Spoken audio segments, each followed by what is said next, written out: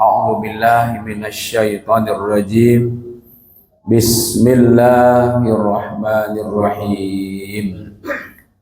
Ya ayyuhalladzina amanu inna min azwajikum wa auladikum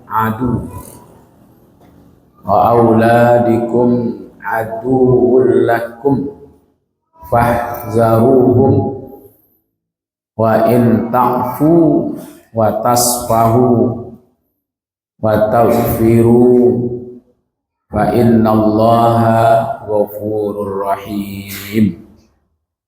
Sadaqallahul azim. Al-Quran surat At-Taghabun, surat At-Taghabun ayat yang ke-14. Ya, surat At-Taghabun itu surat keberapa, ibu-ibu? Nggak ada yang tengok ayat, nggak ada yang pegang Quran. Nah, alhamdulillah, berarti masih kuat ingatan ibu-ibu. Ya, surat At-Taghabun ayat yang ke-14. Departemen Agama menerjemahkan berlindung kepada Allah dari godaan setan yang terkutuk atas nama Allah yang Maha Pemurah lagi Maha Penyayang. Wahai orang-orang yang beriman, sesungguhnya di antara istri-istrimu dan anak-anakmu ada yang menjadi musuh bagimu, maka berhati-hatilah kamu terhadap mereka. Dan jika kamu memaafkan dan tidak memarahi serta melupakan kesalahan mereka, sesungguhnya Allah Maha Pengampun lagi Maha Penyayang. Al-Quran surat At-Taghabun ayat 14. Paham ibu terjemahannya? Saya paham kira-kira. Ayatku cocoknya untuk siasona. Hah? Untuk siapa? Untuk apa-apa? Hah? Saya ulang lagi terjemahkannya. Wahai orang-orang yang beriman, sesungguhnya di antara istri-istrimu dan anak-anakmu ada yang menjadi musuh kamu. Tapi jika kamu memaafkan, kamu tidak marah dan menghapus kesalahan mereka, maka sesungguhnya Allah Maha Pengampun. Untuk siapa cocoknya ayat kok? Capek dah ibu ngajak untuk apa-apa. Ya kan? Nah, untuk ibu-ibu dan untuk bapak-bapak gitu ya, ya untuk kita lah. Ya kan? Apa maksudnya istri bisa menjadi musuh? Ada istri yang membunuh suami? Ada ya. Anak menjadi musuh, anak yang membunuh. Ya, patangku di mana tuh yang anak mendobrak ayahnya dengan mobil ya, tapi itu anak angkatnya. Apakah maksud ayat itu hal-hal seperti itu sehingga anak, istri, pasangan menjadi musuh? Bapak-bapak, ibu-ibu, ayat ini surah At-Taghabun ayat 14 ini turunnya di Makkah. Ya, jadi walaupun di situ yang diungkapkan adalah ya ayyuhalladzina amanu, wahai orang-orang yang beriman, ya. Inna, sungguh. Nah, ini informasi dari Allah, berarti ini benar-benar, ya, benar-benar min azwajikum. Min itu sebahagian, tidak semuanya. Insya Allah kalau ibu-ibu sikuan tidak tak masuk. Ya, Ibu-ibu di Padang. manca lihat wajah-wajahnya, wajah-wajah ke masuk surga sudah Pak. Minimal wajah saya dulu itu. Ya tak? Inna min azwajikum wa auladikum aduwwul lakum. Sesungguhnya bagian dari istri-istrimu, karena orang beriman tadi itu dan anak-anakmu sebagian bisa menjadi musuh bagimu. Fahzuruhum, maka dari itu kamu berhati-hati. Kalau membunuh ya, itu terlalu vulgar lah ayat kalaunya untuk itu gitu. Ya kan? Kalau dianggap seorang istri membunuh suami, anak membunuh orang tua atau menghancurkan gitu. Ayat ini begini Bapak Ibu. Ketika perintah hijrah dari Makkah menuju ke Madinah, itu ada sebagian yang suaminya sudah Islam, istrinya belum, ya, anaknya belum. Orang hijrah ke Madinah itu, bayangkan saja baru masuk Islam, belum. Kadang-kadang sebagian ada yang sudah berakar Islam itu, ada sebagian yang belum. Ketika perintah itu ya, faiza aroda ayyuhajira, ketika perintah untuk hijrah itu datang, ada seorang suami punya istri dan punya anak, dihalangi suaminya ini, orang tua bapaknya ini, i'tarada lahu ahluhu wa waladu. Istri dan anaknya tadi itu menghalangi supaya suaminya ini tidak pergi hijrah. Baca roh menghalanginya. Fayakuluna, istri berarti tadi karena suaminya yang akan pergi, anak-anaknya ya mengatakan seperti ini. Kalau bahasa hadisnya itu nastaku ilaika, jadi menghalangi. Ya, mereka itu menghalanginya dengan cara mengatakan, kok Pai udah kece istrinya, tentu kami nanti rindu ya udah.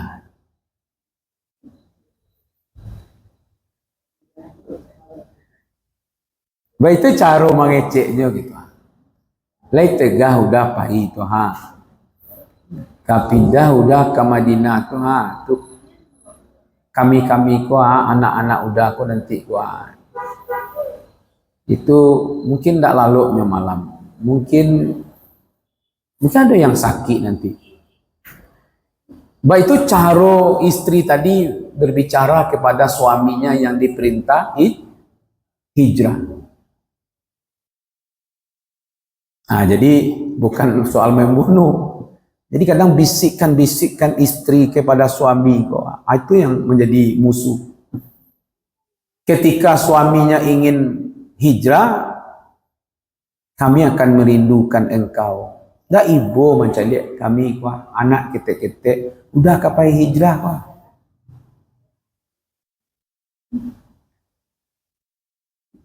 Bisikan seperti itulah yang terjadi, maka Allah turunkan ayat ini. Bayangkan ibu, bukan ada orang membunuh suami, istri membunuh suami, anak, enggak itu. Ketika Allah perintah seseorang untuk pindah ke Madinah, kebetulan laki-laki ini punya istri, punya anak. Lalu istri dan anak-anaknya ini mengatakan bahwa kalau seandainya engkau pergi, fayarqa lahum fayuqimu Fanazalat hazihil ayat. Maka Allah turunkan ayat ini. Baralah kerindunya nanti anak-anak ku ha.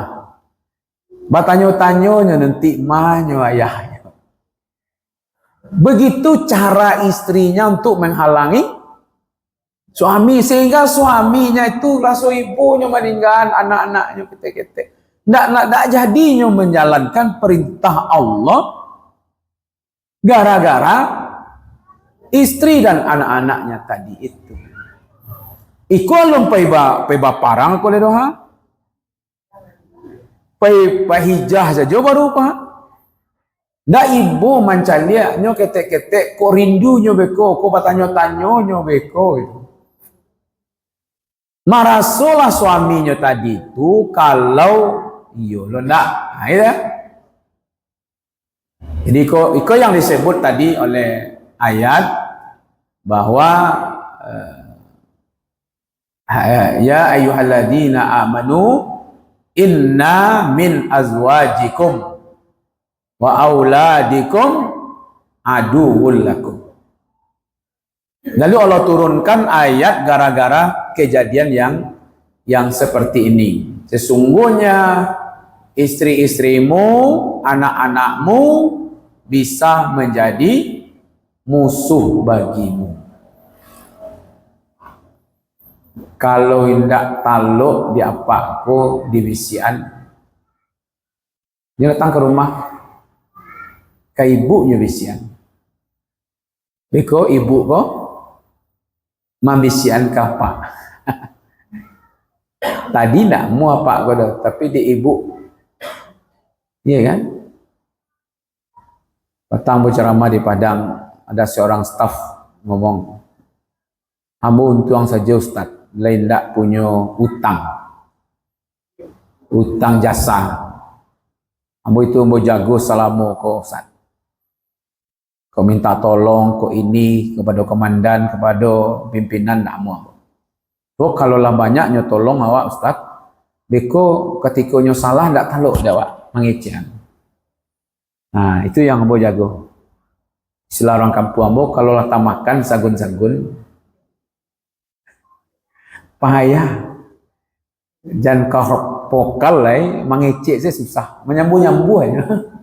Nah, kalau lah makan. Tapi karena utang tak ada, Ustaz, ambo orang bebas, dalam kantor itu bisa kecehan saja ke komandan ambo. Pak, ini tak bisa, ini tak bisa, tak bisa. Pada hari yang lah telpon ambo, Ustaz. Bocah lihat siko, kira istri komandan yang telpon. Kecek istri komandan, bako orang lain bisa, bako beliau kok tak bisa. Ma, ambo yang bagi rekomendasi ya. Orang lain bisa dapat, tiba jawab ko ha. Lah ibu benar ko ha merekomendasikan. Bakalai. Babalik ke komandan tadi balik. Dia lain tak ada, lain bebas, bisa ngecek. Coba kalau tak sangkui. Hah? Kok takui lu hilang jabatan, hilang pangkat, ha? Balik ke komandan, Pak Komandan, ini ini tidak sah secara aturan, Pak, caranya kok Pak. Ya kalau tidak sah secara aturan jangan dilakukan. Kok ibu yang nyuruh apa aja. Walaupun ibu yang nyuruh aja lah. Aba itu kalau lain, tapi coba kalau tak sangkui, jaso. Ya nak? Nah itu makanya ibu-ibu, jangan selalu kebaikan itu kadang-kadang kecek orang kampung bo, no free lunch. No free lunch in the world katanya. Tidak ada makan siang yang gratis. Jadi kalau ada orang ajak-ajak makan siang tu belum tentu gratis itu. Ada ujung-ujungnya nanti itu. Ya kan? Itu Pak. Ya ada saya tu nyong. Ya kan? Nah, maka dari itu Bapak Ibu-ibu kadang-kadang di kantor aman, cuman di belakang layar kok yang tidak aman. Ya kan? Jadi laki-laki ini tidak jadi meninggalkan istri dan anaknya untuk hijrah, untuk berjuang di jalan Allah karena istri dan anaknya mencegah. Cara mencegahnya bukan dipacian tangannya, enggak. dah ibu dah mencalik, udah lo kapai ke parang Pak. Yuk boleh pulang udah nanti anak yatim. Kayak dia yatim mana udah. Kalau udah nyoleh kue, nak dipikir mana aku mati udah cari sana lain baru je.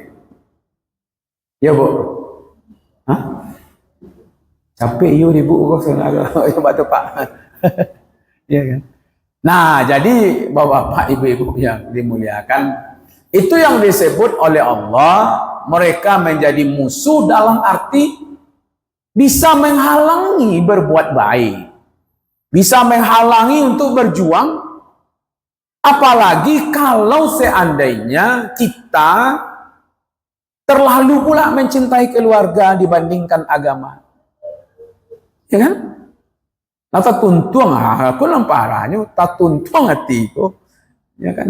Hatiku lah pokoknya kan, ya kan? Nah, itu yang dimaksud di situ. Jadi anak istri ini mengingatkan, ya, kadang-kadang, ya, kepada kita apa yang terjadi ini, nan jauh-jauh tu ndak jadi musuh jawab kadang-kadang nan sabalah kok nan jadi masalah. Ya. Itu ayat ini sebenarnya Pak mengingatkan gitu. Porsinya untuk bapak-bapak. Mengingatkan kadang-kadang nama jadi musuh awak tu bukan orang jauh-jauh dari awak. Kadang istri, kadang-kadang anak-anak, gitu ya.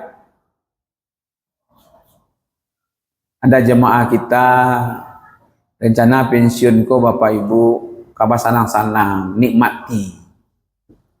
Tibo orang-orang dake mak daripada ndak ada kegiatan mak wak bukalah usaha mak.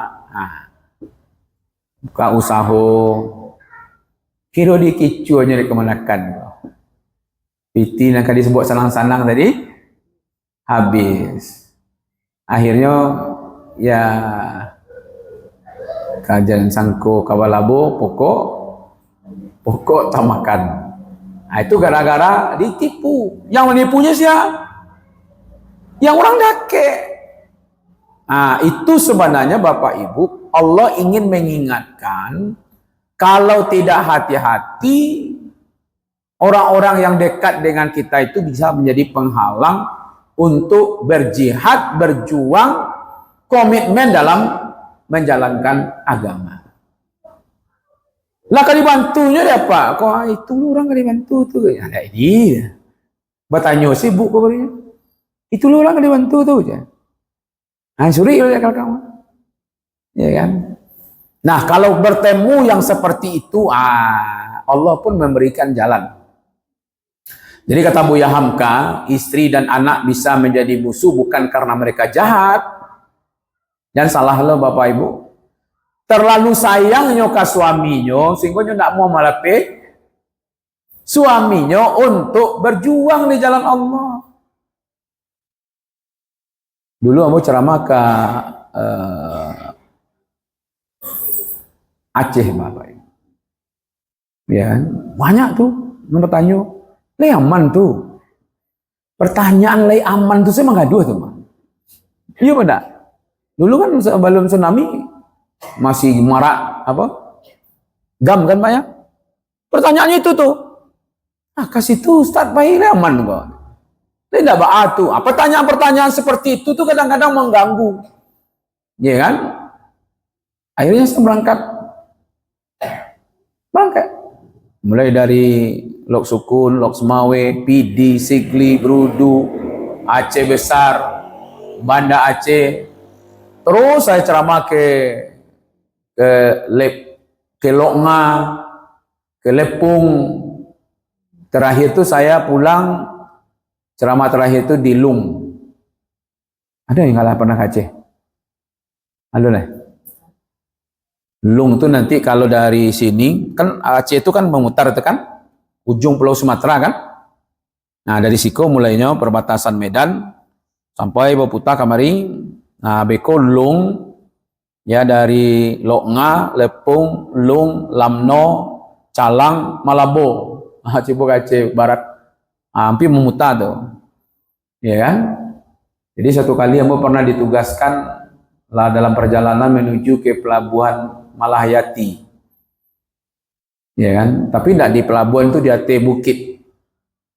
Kiranya terjadi tembak menembak di situ, ya kan? Yang ditembak tuh di sandahan kepalanya ke dinding dapua, di kano marabui HP, pecah. Akhirnya Ambo dia tahu balik ke Banda Aceh. Jangan biarkan Ustadz kita lanjut ke lokasi karena lagi panas. Itu ceritanya, ya kan? Tapi dia boleh tidak makan sagun-sagun, bu ibu taruh juga rengkeknya, ya kan? Padahal anakmu yang nomor 2 tuh 7 bulan umurnya tuh, ya kan? Ini baru 7 bulan umurnya tuh, ya kan? Pertanyaannya itu tidak seorang berdua tanya tuh, lihat mantu lihat apa tuh, ini ibu jangan anak, ya kan? Nah itu dia lah mau baca ayat kok, makanya mau bisa pai tarui. Kalau tidak tuh putar balik adanya. Enak. Ay kata Buya Hamka, bukan karena mereka benci, Pak. Bukan istri benci kepada suami, anak-anak benci kepada bapaknya, tidak begitu. Bukan itu yang dimaksud menjadi musuh itu. Justru mereka karena sayang berlebihan sehingga mereka menggoda orang tuanya tadi supaya orang tuanya tidak jadi berangkat. Sehingga orang tuanya ini meninggalkan perintah Allah. Ya, kalau tidak korban wak kini kan tidak ada ya, aku ada kan di Bali. Ya enggak. Makanya yang perlu itu. Bisikan-bisikan seperti itu gitu. Ya kan? Nah, kalau itu terjadi, kalau ibu-ibu kan tidak ada terjadi seperti itu dah. Tidak ada kan? Menghalangi suami-suami itu kan tidak ada. Kok ngaku boleh bu sih kok? Kalau seandainya itu terjadi, kok ada Pak, terjadi kepada kita yang laki-laki ini, ya kan? Maka kata Allah ada 4 cara yang harus dilakukan di situ. Satu namanya ta'fu, ya, dari afa, ya afwa itu maafkan. Kiranya istri-istri yang seperti tadi itu, anak-anak seperti tadi itu, pertama konsepnya adalah ta'fu, maafkan dia. Hapus kesalahannya, tidak usahlah menyesali. Gara-gara awak seorang. Kan ada yang seperti itu tuh. Padahal dia yang ambil keputusan tadi kan. Karena pengaruh-pengaruh tadi diambil keputusan. Kira enggak, keputusan itu tidak tepat. Lalu yang dimarahi orang-orang yang mempengaruhi. Maka itu kata ta'fu itu adalah menghapus. Udahlah hapus memori, jangan membalas, jangan menyimpan dendam. Artinya berilah maaf kepada mereka. Ikhlaskan apa yang mereka lakukan walaupun itu salah, ya kan? Lalu tidak usah menuntut hal yang seperti itu. Betul juga tuh. Ya kan? Ternyata Allah memberikan jalan supaya jangan menjadi masalah di hal-hal yang tadi itu terjadi. Maka maafkan. Boleh memaafkan Ustaz, cuman lamu takana itu tidak maaf. Ya nak, dikecian dendam, mampu tidak dendam Ustaz, cuman kalau nampak, jangankan puncak hidung nampak Ustaz ya. Rumah itu serbuk itu sekijeti, tidak ada. Itu namanya dendam namanya. Ya kan? Jadi ta'fu itu menghapus kesalahan orang kepada kita. Itu ternyata ibu-ibu, bapak-bapak, konsep paling rendah tuh. Jadi kalau ada orang masalah kawak tuh apui kesalahannya dalam diri wak, itu baru level paling rendah. Nggak, yang paling tinggi itu dia mengakui kesalahan itu paling rendah. Itu yang pertama langkahnya. Kalau seandainya kita sudah mampu seperti itu, namanya nanti tasfahu. Sofaha, di samping sudah menghapus, ditingkatkan menjadi melupakan. Mana bari bu? Melupuan keburukan orang, Pak, atau melupakan kebaikan orang? Nama lebih capek? Hah? Nama lebih capek? Melupakan keburukan orang atau melupakan kebaikan orang? Hah? Melupakan kebaikan. Kalau keburukan? Iya dalam.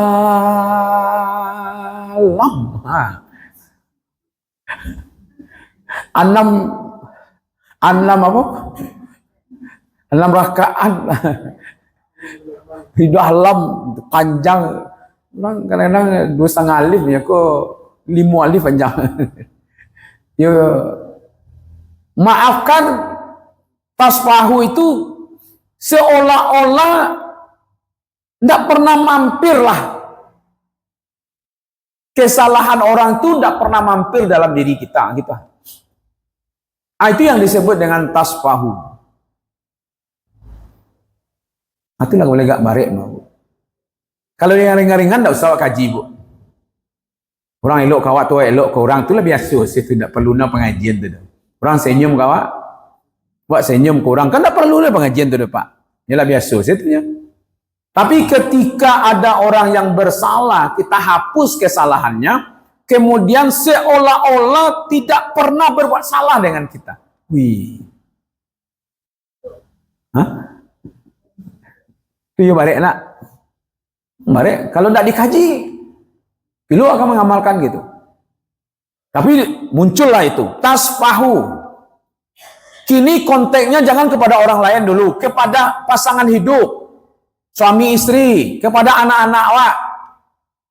Itu dulu konteksnya. Kan itu tadi ayat kan konteksnya itu dulu pertama sekali. Walaupun kesalahan istri kepada suami, ternyata suaminya bisa memberikan maaf dan menganggap tidak pernah terjadi. Begitu juga suami yang bersalah kepada istri. Iya kan? Kemarin kan ada kita sampaikan ada 4 konsep ibu-ibu begitu mudahnya masuk surga. Kita kena 1, pelihara sholat wajib. Yang kedua, pelihara puasa wajib. Yang ketiga, pelihara kehormatan. Jangan berselingkuh, jangan berzina. Yang keempat, patuh kepada suami. Lupa sih. Siapa yang memilih yang dapat 4 ini, menjaga sholat wajibnya, menjaga puasa wajibnya, menjaga kehormatannya, dan dia patuh kepada suami, wakilah. Katakan kepada perempuan-perempuan itu, kata Rasulullah, masuklah ke dalam surga dari pintu yang mana dia sukai. Akan tak balik-balik mana ibu-ibu masuk surga tu? Hampir sih syaratnya. 1, jaga sholat wajib. Yang kedua, puasa wajib dijaga. Yang ketiga, kehormatan. Yang keempat, taat kepada suami. Suami disuruh lo memaafkan diri awak, disuruh lo seolah-olah istriku tidak pernah bersalah kawak. Begitu Pak. Suami yang seperti itu ditaati, masuk surga. Cuma masalahnya dari dalam pek itu mana sulit Ibu?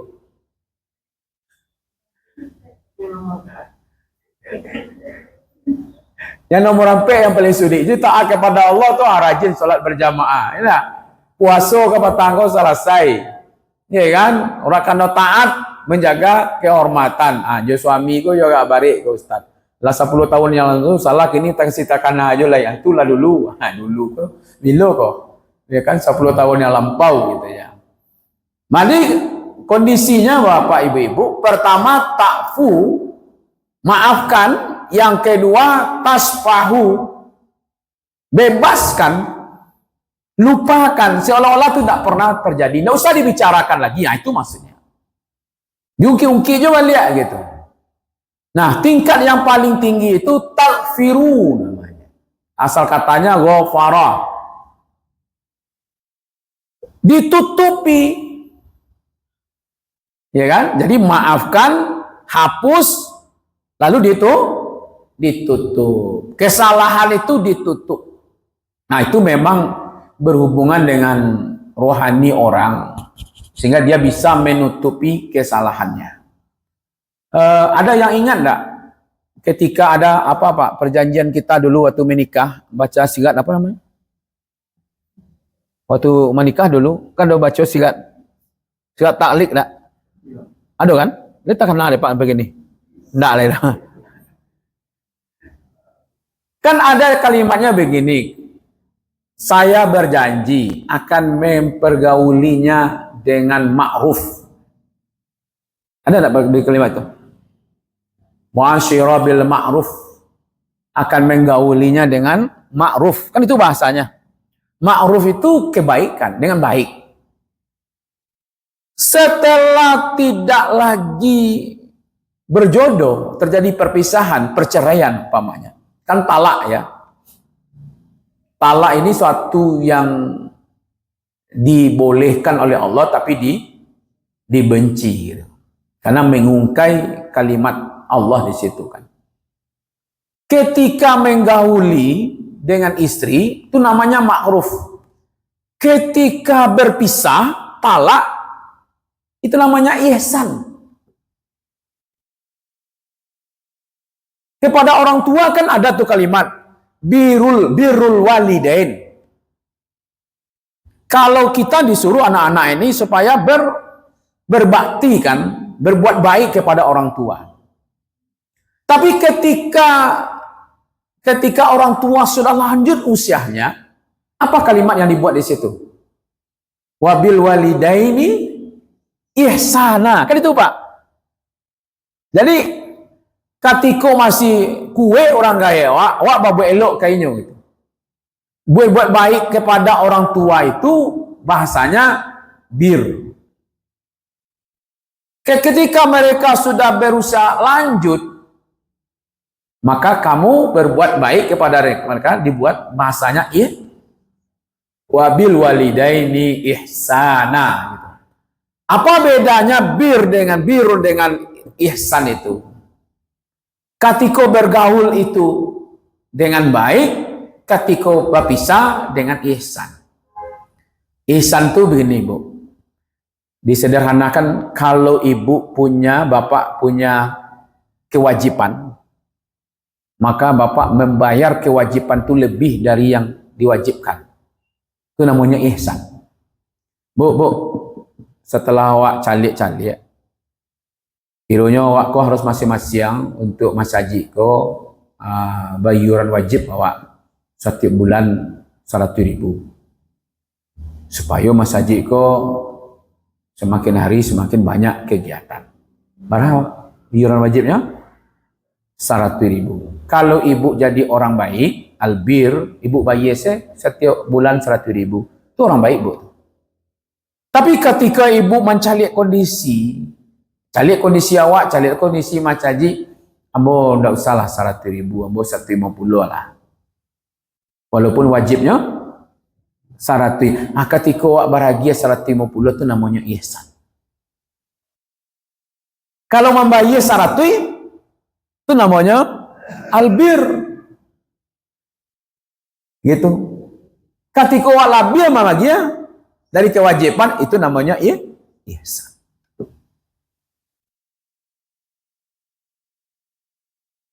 Setelah awak hitung-hitung, bapak-bapak, ibu-ibu, nampaknya galih ko lai balabo. Masing-masing awak dapat jatah 100.000. Ko jatah lai ko? Ketika jo jatah 100.000, nyo calik keadaan, nyo calik lah kondisinya, nyo ndak terlalu membutuhkan, kecenya, ambo ndak usahlah 100. Ambo 50 saja. Yang 50 le masukan saya ke Mas Haji. Masukan saya kemari. Itu ketika hak. Ketika nyo punya hak 100, dia ngambilnya kurang dari haknya. Ketika dia punya kewajiban, dia berlebih dari kewajiban. Itu yang disebut dengan ihsan. Tapi kalau ketika nyo ingin berlebih untuk inyo, ketika untuk orang kurang, itu namanya mutafifin namanya. Apa namanya? Apa itu mutafifin? Curang namanya. Wailul lil mutaffifin. Yang mutaffifin itu kan itu, ketika inyo menimbang untuk inyo ingin pas timbangannya. Ketika menimbang untuk orang lain, nyo kurangi. Itu curang namanya itu. Nah, kalau seandainya kita sudah mampu ke tingkat ini, awak bisa ya takfu, memaafkan, bisa menghapus kesalahannya seolah-olah tidak pernah salah kepada kita. Kemudian takfiru, kita tutupi aib-aibnya, itu kita tutupi, tidak usah dibongkar. Itunya ketika terjadi perceraian, jadi bongkar seluruh aib. Allah, iko perangai, ambola 25 tahun sama jenyoma itu. Kecil orang, hebat ibu mah. Model itu perangainya bertahan ibu 25 tahun, itu jenangnya. Iya kan? Tapi yang ihsan itu apa? Jodoh kami sudah habis. Kondak beliau kolah laki-laki yang paling baik saya temukan seumur hidup. Makanya kami bertahan 25 tahun. Cuman karena jodoh tidak ada lain, ya habislah sampai di situ. Ada enggak wanita seperti itu? Ada. Saya pernah baca. Di waktu merebut hak asuh anak, apa kata istrinya? Kalau seandainya memang ayahnya, bapaknya ingin hak asuh anaknya, silakan. Saya tidak akan bawa ini ke pengadilan, saya tidak akan bawa ini sewa pengacara dan segala macam. Ditanya orang, kenapa ibu nggak mau kok begitu saja melepaskannya? Itu kan anaknya. Bagi saya, anak saya juga. Kalau saya bawa ke pengadilan, nanti mantan suami saya ini pakai pengacara, saya juga pakai pengacara, apa yang akan dikerjakan oleh pengacara ini?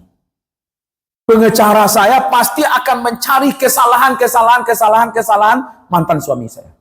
Pengacara suami saya, mantan suami saya ini pasti juga akan mencari kesalahan saya. Jadi orang lain akan membuka kesalahan kami berdua hanya untuk mengasuh anak. Oh, ternyata ada, bisa. Untuk apa kita asuh anak ini, ya kan, sendirian, kalau seandainya akan membuka aib kita masing-masing. Padahal tidak ada. Pastilah ibu-ibu 25 tahun menjadi suami istri, tidak mungkinlah setiap hari buruk sedekah. Tapi kalau terjadi perpisahan, nang keluar apa? Karena tidak sampai kajian ini. Jadi suami-suami diminta oleh Allah, pertama maafkan mereka kesalahan-kesalahannya, kemudian lupakan kesalahan-kesalahan itu tingkatnya, kemudian tutupi kesalahan mereka itu. Baru sampai ke tingkat mulia, ke tingkat ihsan tadi. Jadi saya sebenarnya Bapak Ibu tidak mengkaji tentang musuhnya, ya kan? Tapi bagaimana Allah memberikan solusi kepada kita bahwa ketika terjadi hal yang seperti ini ada 3 langkah yang harus kamu lakukan kepada orang-orang yang berbuat jahat kepadamu. 1 adalah wa in ta'fu, jika kamu mampu memaafkan, wa tasfahu, dan menghapus, menganggap mereka tidak melakukan kesalahan sama sekali, wa taghfiru, kemudian kamu tutupi kesalahan itu. Lalu Allah ingatkan dengan ayat itu, fa innallaha ghafurur rahim. Kalau begitu, ambo saja kata Allah yang menciptakan manusia, salah mereka kepadaku, aku maafkan, aku ampuni, aku tutupi. Ibu-ibu, bapak-bapak, kalau kesalahan awak tidak ditutupi oleh Allah, hamba rasa tidak kalau awak duduk situ. Ya nak? Kesalahan-kesalahan awak aku mungkin sakambui, Pak. Sakambuinya tidak sakambui elok, sakambui. Lu istilahnya sakambui buruk. Cuman di Allah lai ghafur rahim. Itu makanya munculkan rasa mau memaafkan, mau menghapus kesalahan orang, tutupi.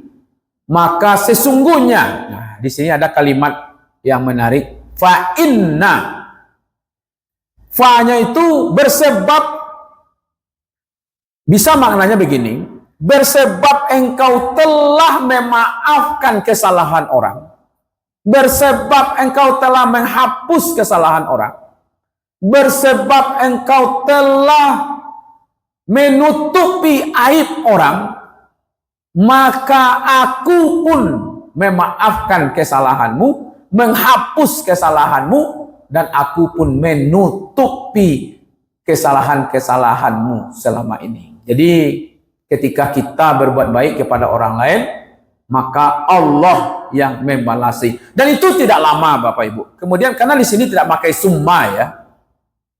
Summa innallaha ghafurur rahim. Tidak pakai summa. Kalau summa itu gak berjarak Pak. Ya, kalau summa itu ada jaraknya. Tapi di sini Allah menggunakan fa. Maka sesungguhnya, nah gitu ya. Fa-nya itu menunjukkan ketika kalian sudah mampu melakukan yang tiga ini, memberikan maaf, menghapus kesalahannya, kemudian menutupi aib-aibnya tadi itu, maka segera kami pun akan lakukan itu kepada dirimu.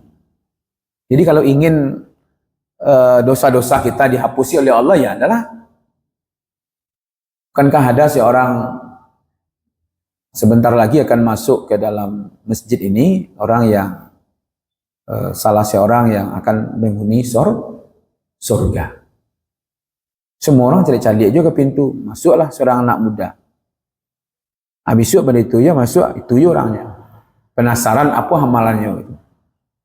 Ternyata amalannya biasa-biasa saja dibandingkan sahabat-sahabat yang lain. Tapi yang istimewanya itu, setiap malam ketika dia mau tidur, dia mengatakan, ya Allah, aku memaafkan, ya kan, salah orang selama 1 hari ini. Jadi setiap malam itu yang dikerajuannya. Ambo maafkan waduh orang bersalah, kambo sahariku, ambo maafkan kesalahannya. Setiap malam dia begitu. Nah, kita kaitkan dengan ayat ini, ketika kita sudah mampu ta'fu, wa tasfahu wa taghfiru fa innallaha ghafurur rahim. Sesungguhnya Allah Maha mengampuni dan Maha menyayangi. Itu Bapak Ibu surat At-Taghabun ayat 14. Insya Allah kita lanjutkan besok pagi. Mudah-mudahan bermanfaat.